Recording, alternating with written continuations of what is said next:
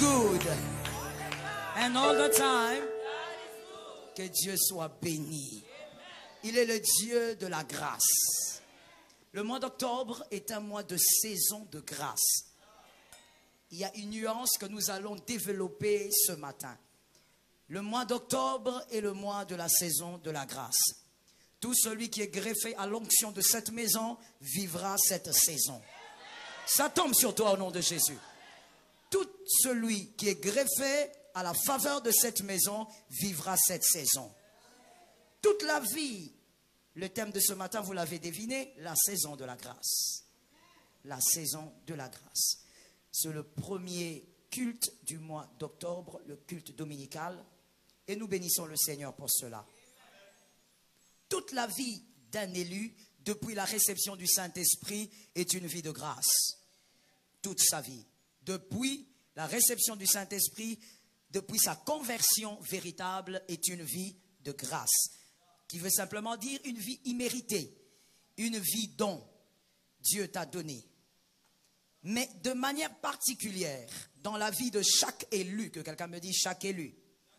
Dans la vie de chaque élu, Christ introduit chacun de nous, selon son bon vouloir, dans une saison de grâce. Il y a une particularité, il y a une nuance. Dans une saison de grâce. Car c'est cette saison de grâce qui nous distingue. Nous sommes tous des élus. Nous vivons tous la grâce du Père, la puissance du Saint-Esprit. Mais dans le parcours, il y a une différence. J'aime cet amen. Que quelqu'un me dise une différence. Dans le parcours, il y a une différence. Et cette différence est créée par la saison de grâce. Nous ne vivons pas tous les mêmes saisons. Et nous ne vivons pas tous la saison de grâce de la même manière. Pourquoi? Parce qu'il y a des choses que certains ignorent et que d'autres maîtrisent. La saison de grâce donc nous distingue. Nous vivons sous la grâce depuis la conversion, mais lorsque le Seigneur nous fait entrer dans une saison qu'on appelle saison de grâce, il y a une distinction, il y a des différences qui se font remarquer. C'est qui se fait que l'autre commence à avancer avec un certain rythme et que quelqu'un d'autre, lui, reste toujours au même endroit. Il y a la distinction qui se manifeste. Que Jésus te fasse grâce. Les deux brigands légendaires connus dans la parole de Dieu, les deux brigands les plus connus de la Bible, selon Luc 23, 39 à 43, Luc 23, 39 à 43, tous les deux étaient face à la grâce. Qui a dit Amen? Tous les deux étaient collés à la grâce. Tous les deux étaient à côté de la grâce. Et j'ai envie même de dire, ils étaient à côté de la pleine grâce. Tous les deux étaient face à la grâce. Donc tous les deux étaient sous une atmosphère de grâce. Mais l'un d'entre eux est entré dans une saison. Et quand il entre dans sa saison, les choses changent. On est deux brigands, mais il y a une différence.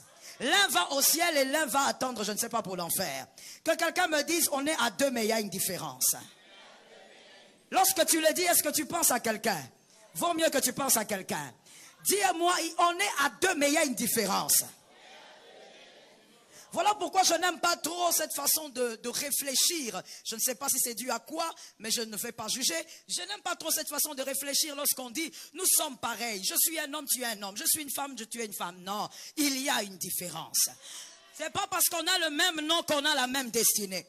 Ça tombe sur quelqu'un qui est derrière. C'est pas parce qu'on a le même nom qu'on va vivre les mêmes choses.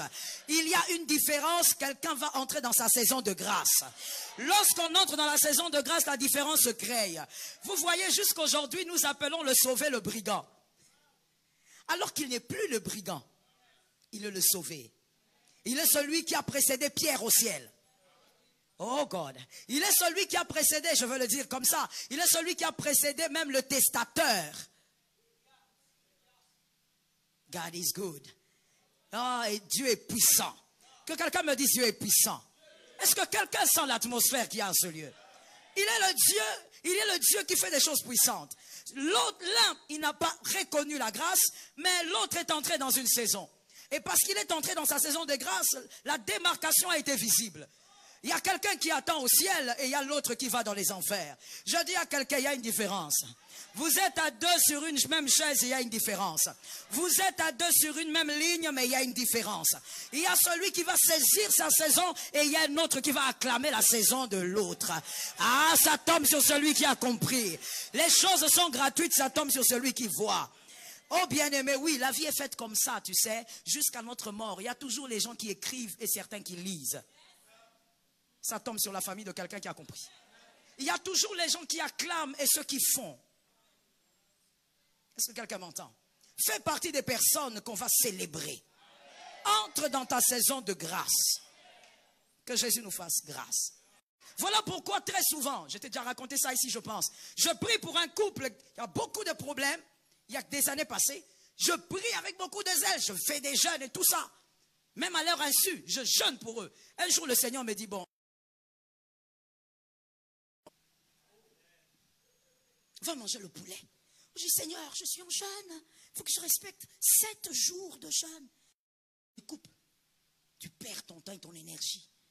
Tu vois ce mariage-là, pour lequel tu te bats. Je ne connais pas ça.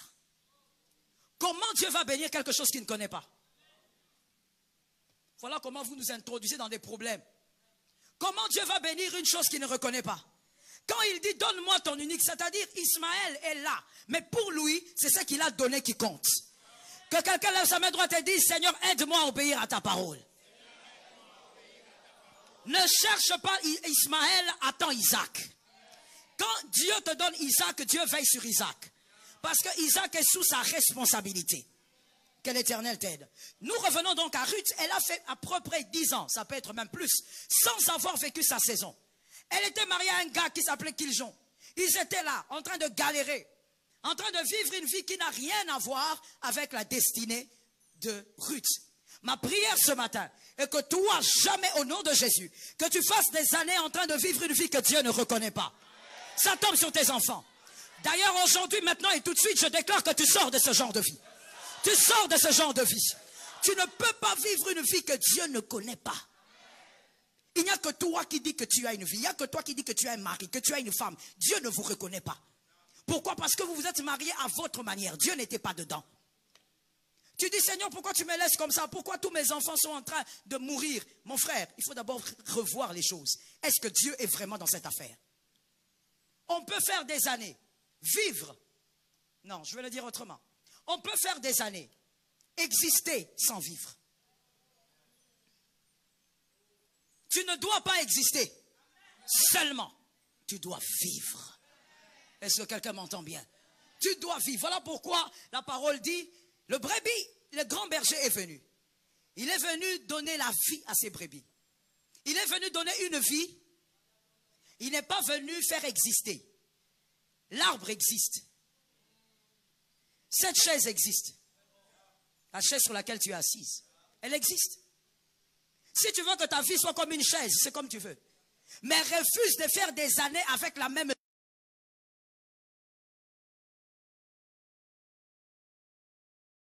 Poser des questions. Bon, elle n'est pas là pour nous répondre. Peut-être qu'elle nous aurait dit qu'elle s'est posé des questions. 10 ans, près de 10 ans, plus de 10 ans avec quelqu'un, il n'y a rien qui évolue, il n'y a rien qui change. Vous êtes là.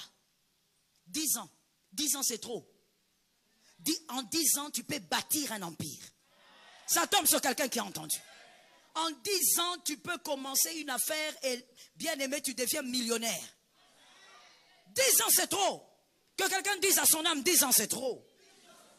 Non, je prophétise dans 10 ans que l'Éternel ne te donne pas cette position. Dans 10 ans que tu sois positionné autrement.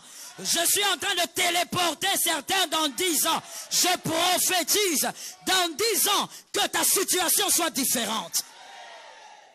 Quand je viendrai chez toi dans 10 ans, que je ne vienne pas là où tu es. Je parle ou je laisse? Je parle ou je laisse? Je sens le prophétique, je parle ou je laisse? Je dis dans 10 ans, quand je devrais venir chez toi, il faudrait que tu m'achètes un billet. Parce que chez toi, il faut venir en avion. Ah, je disais chez toi, il faudrait que je prenne un visa. Ah, les gens de la maison ne sont pas venus. Je déclare que dans 10 ans, tu ne dois pas avoir le visage que tu as aujourd'hui. 10 ans, c'est trop. Que quelqu'un de foi fasse un pas en avant.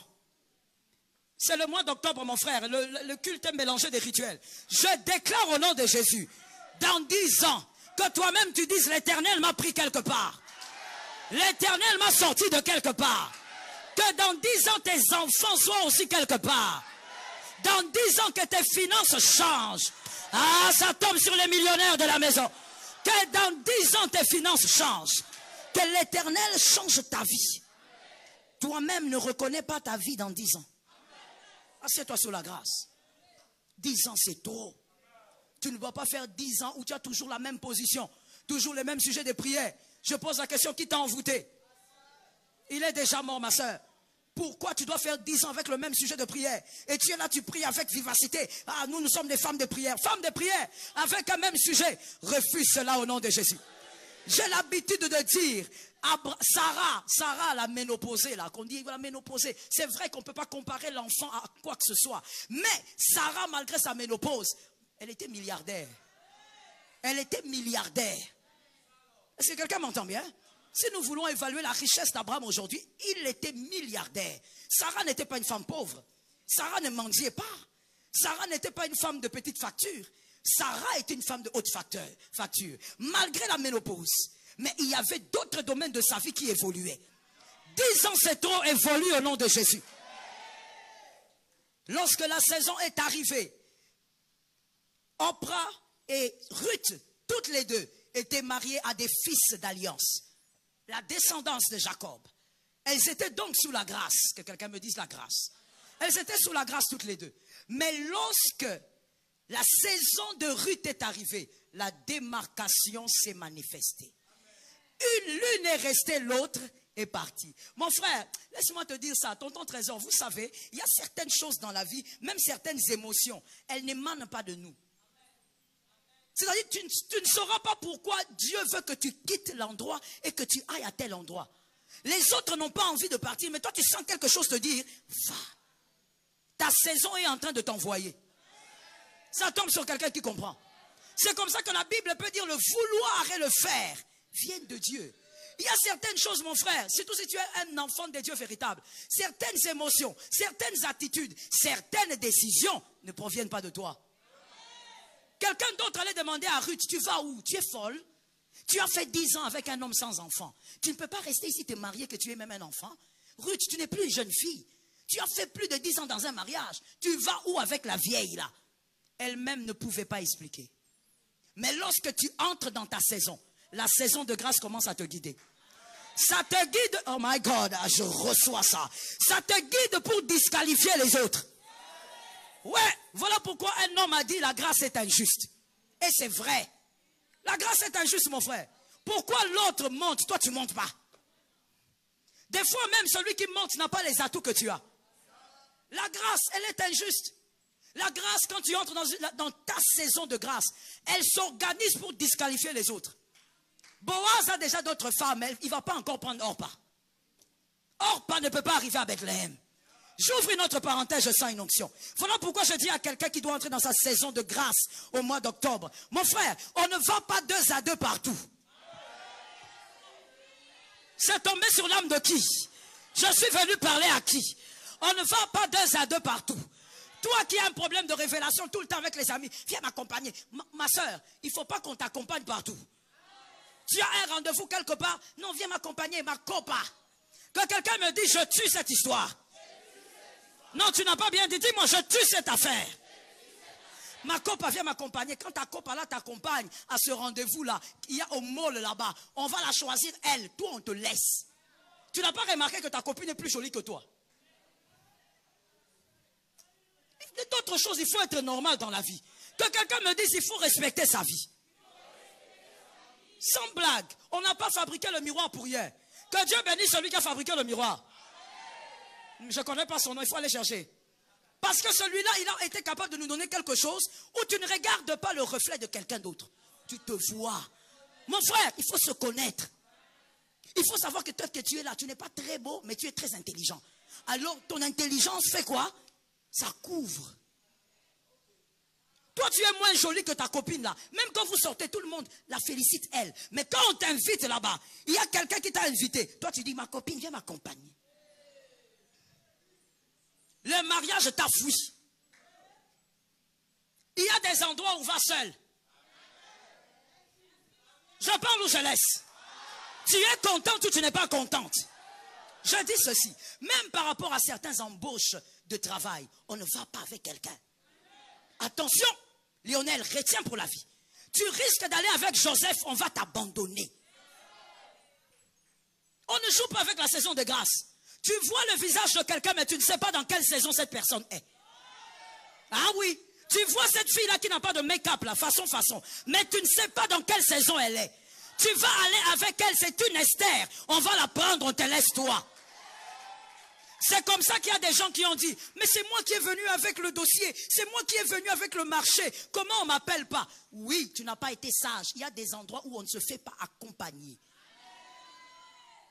Orpa a dit, on va partir. Ruth a dit, on va partir. Les deux étaient décidés. Mais à un moment donné, la saison de la grâce commence à créer la distinction. Et Orpa qui dit donc, ok, moi je reste. Aucun verset, en aucun lieu, on voit que Ruth a dit à Orpa, oh pourquoi, viens non. Que quelqu'un dise à son âme, il faut être flexible. Que quelqu'un d'autre dise, il faut être sensible. Quand tu vois quelqu'un se disqualifier, quand tu vois quelqu'un sortir du lot, quand tu vois quelqu'un sortir de ton programme, ne force pas. Peut-être que c'est la grâce qui est en train de disqualifier. Parce que c'est ça la vérité, mon frère. Si tu ne peux pas comprendre ça, l'ignorance va te faire pleurer dans la vie. On n'est pas meilleur partout. Et je veux même le dire autrement, il y a même à certains lieux, tu es meilleur parce que celui-là n'est pas encore venu. Je parlais à qui? Qui a de l'orgueil pour ne pas entendre ce que je dis? Je parle à un orgueilleux qu'il entende et qu'il entre dans l'humilité. Tu vois, même sur ces lieux, ou là, dans ton travail, tu es meilleur parce que celui-là qui est en Chine, là, n'est pas encore venu. Le jour qu'il va arriver, tu seras effacé. Je veux dire à quelqu'un ceci, dans la vie, il faut toujours travailler tout en sachant, toujours travailler comme quelqu'un qui sait et qui n'ignore pas qu'il y a meilleur quelque part. Est-ce que quelqu'un m'entend? Arrête de te faire accompagner. Mes fils, instrumentistes, on appelle, on te dit, on a besoin d'un drummer. Toi, tu appelles ton ami. C'est l'amour, là. La Bible dit, aime ton prochain comme toi-même. Mon frère, il faut bien interpréter la Bible. Hein? On t'a appelé, toi, va d'abord toi-même. Tu vas là amener l'autre drummer, là, il joue 40 fois mieux que toi. Ce que Dieu avait réservé pour toi tombe de l'autre côté. La sagesse. Que quelqu'un me dise la sagesse.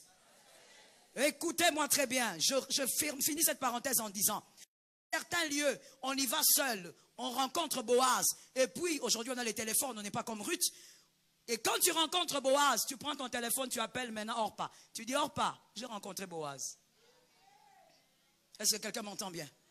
Fais attention, tu ne sais pas dans quelle saison se trouve l'autre.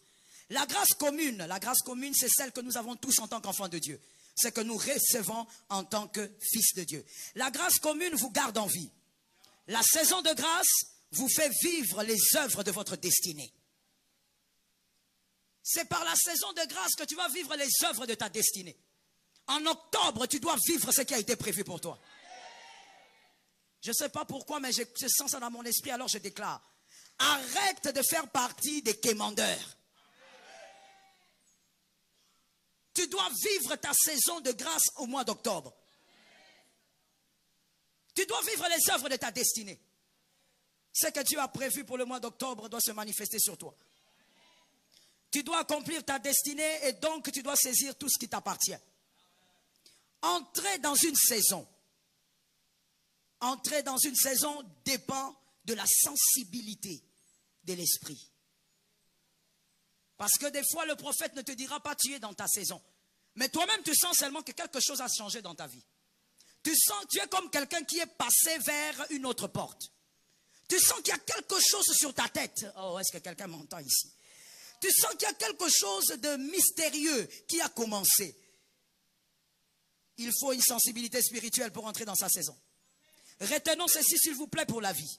Chaque période de votre vie réclame des fruits particuliers. Chaque période. chaque période, chaque saison de votre vie réclame des fruits particuliers. Et je veux le dire autrement pour quelqu'un qui m'écoute bien. À chaque âge de votre existence, des fruits spécifiques sont attendus. Des fruits spécifiques à chaque âge. Mon frère, tu as 40 ans, ne vis pas comme celui qui en a 30. Un peu plus de conscience. Tu as 30 ans, ne vis pas comme celui qui a 22 ans. Est-ce que quelqu'un m'entend bien? Est-ce que je peux parler? Dis à ta voisine, à ton voisin, attention maintenant. Je dis ceci aux filles célibataires. Il faut savoir, comme je l'ai dit, qu'à chaque âge, 4 ans, 5 ans, 7 ans, à chaque âge, il y a des fruits qui sont attendus. Lorsque tu as déjà 25 ans, ma soeur, tu es en train de monter, descendre avec ce garçon qui a fait avec toi déjà 4 ans de fiançailles. Vous montez, vous descendez comme des brigands. Tu dois savoir que tu n'as pas 12 ans. Tu as 25 ans. À 25 ans, certaines personnes ont déjà 2 enfants. Tu te plais dans une histoire qui est pourrie. Que quelqu'un me dise pourrie. Non, j'ai besoin de quelqu'un qui me dit pourrie. Une histoire pourrie. Il n'y a pas d'avenir, rien que toi qui vois l'avenir là-bas. Vous savez, les hommes aujourd'hui, les hommes paresseux aujourd'hui, ils se cachent derrière cette affaire de dire, vous voyez, c'est les faibles commencements. Mon frère, même dans les faibles commencements, Jésus a commencé très faible. Hein? Il est né où? Mais pourquoi vous riez? Je n'ai même pas encore continué. Il est né dans une étable. Où ça? À Bethléem. Dans la maison de pain. Mais lui, il est né dans une étable. Mais dans l'étable là, il n'y avait pas l'or qui était venu. Il faut arrêter ça. Il faut arrêter ça. Non, les faibles commencements, le Congo, c'est la souffrance, mon frère. Tu vois, dans ce même Congo que toi tu appelles souffrance, il y a des jeunes hommes, des jeunes filles qui vendent des tomates et qui s'en sortent très bien. Tu n'as pas donné un amen. Donne-moi un bon amen. Tu n'as pas dit amen parce que tu es paresseux. C'est tout, tu es paresseux. Quand je dis tomate, toi tu dis tomate, que je vende les tomates. Mais celui qui vend les tomates là, il donne la dîme ici. Celui qui vend les tomates là, tu vas chez lui pour qu'il te donne sa chemise. Mais toi tu ne veux pas vendre les tomates. Ma soeur, tu es dans une relation pourrie, sans lendemain. Tout ce que ce garçon fait, c'est regarder la télé du matin au soir. Et tu montes avec lui sur 80 jours. Regarde tes mollets, comment ils sont devenus musclés. À cause de 80 jours. Et tu appelles ça de l'amour. Ce n'est pas de l'amour. Distraction totale. Sors de la distraction au nom de Jésus. Parce qu'elle a épousé un millionnaire. La vie a changé. Lorsque, bien aimé, tu es dans ta saison. Tu es dans la saison de grâce. Il y a des larmes qui doivent partir. Que quelqu'un dise avec moi que ces larmes ne passent plus par ici. Même où moi-même je me mets là. Donc tu as un sujet de prière. Toi-même tu sens que vraiment, Seigneur, je suis fatigué. À un moment donné, tu as envie de pleurer. Et puis quand tu as envie de pleurer, tu te retiens d'abord. Je vais pleurer quoi? Exclusivement aux fils et aux filles loyales. La loyauté donne une certaine grâce. Il y a une certaine faveur qui marche avec les hommes loyaux. N'oublie jamais ça. Nous n'avons pas tous les mêmes grâces. Parce que certains devant